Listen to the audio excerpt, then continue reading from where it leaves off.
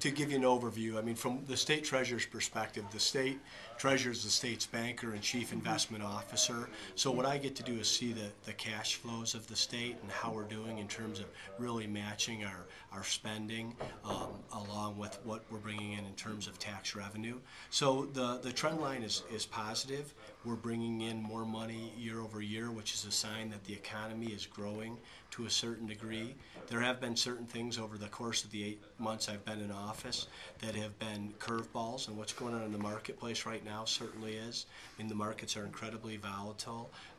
S&P has downgraded U.S. government debt from AAA to AA plus.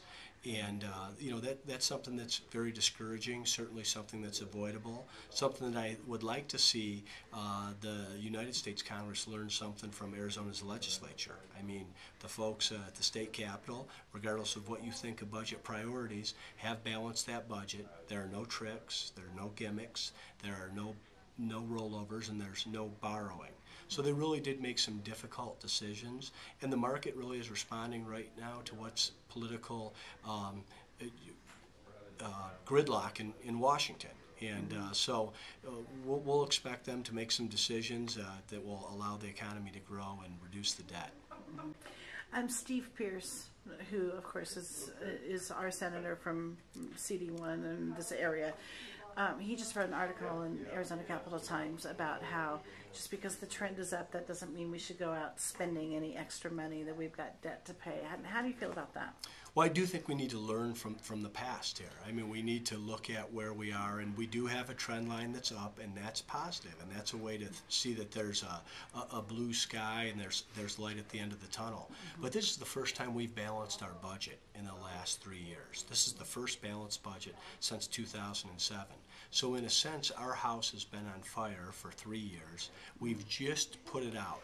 Now, do we want to rebuild that house with the same spending and the same programs, or do we want to take this as an opportunity to really reform government, to really look at what we're doing in K-12 education, to look at our relationship with the university system and what we're doing with Medicaid statewide? I think that's what we need to do, is take a look at that, and from a sense of being fiscally responsible and conservative, we should think about a rainy day fund, and we should think about paying down some debt first, and then we can together navigate out of this.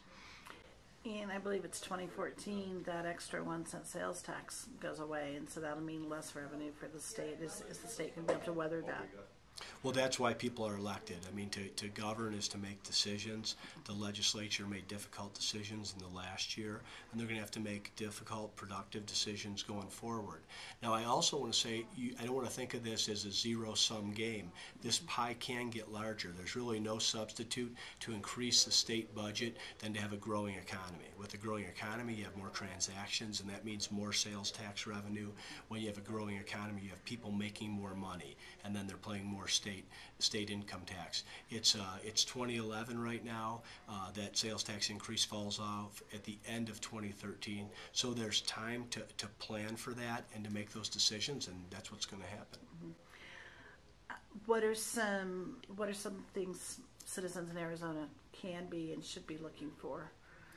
Well, you know, from our perspective in the state treasurer's office, we think it's important that we are the trusted communicator for clear and accurate information. So if you go to the state treasurer's website, aztreasurer.gov, you'll be able to see the state's operating balance every day so that people know how much money we have in the bank. Then the next question, of course, is where do people spend the money?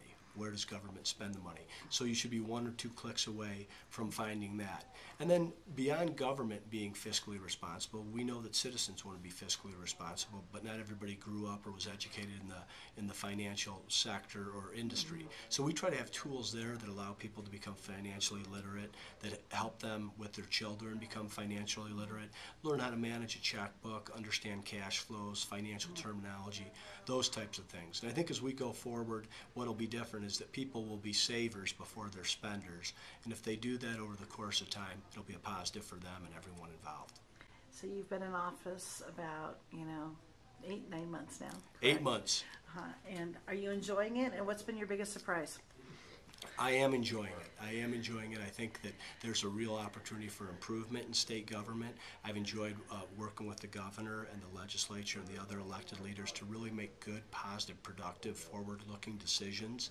And I think my biggest surprise is really what Arizona has done and in the amount of time we've done it, meaning that we've balanced this budget, but getting to know other state treasurers from other states and seeing what their states aren't doing, that they aren't balancing their budget, that they aren't managing their debt, and they're actually spreading the gap even wider.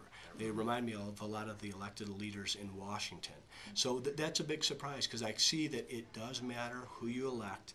Elected leaders can make decisions, and if you've got people that will have some courage and some leadership and want to do the right thing for the long term, you can really make a difference. Your outlook now is optimistic, pessimistic, in between.